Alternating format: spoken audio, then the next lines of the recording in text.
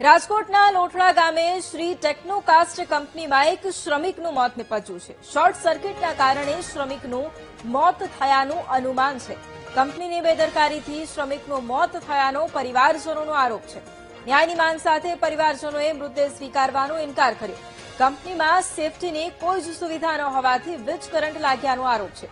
શ્રમિકના પરિવારજનોએ મૃતદેહ સ્વીકારવાનો ઇનકાર કર્યો છે। लोथड़ा गाम में है ना काम करता था ने केटला टाइम से काम करता था मने नतो खबर। आ मारो भतीजा है अमदावाद रहता था ने आ भतीजा ने है ना साला था ये है ना मिलर मशीन में है ना शॉर्ट सर्किट से एने मौत थई गया है। सेठ आया तो सेठ हमने किए है कि तमने 20-25 रुपया आपू छू ने तमे है ना समाधान करीने है ना लास्ट ने तमने गामने मोकली दो तमे होई जाओ एम किए है सेठ एम ने हमने राते केटली फेरे सही करावा माटे आव्या था साहब कि आमां सही कर दियो। हमें सही नथी कर्या हजी लाश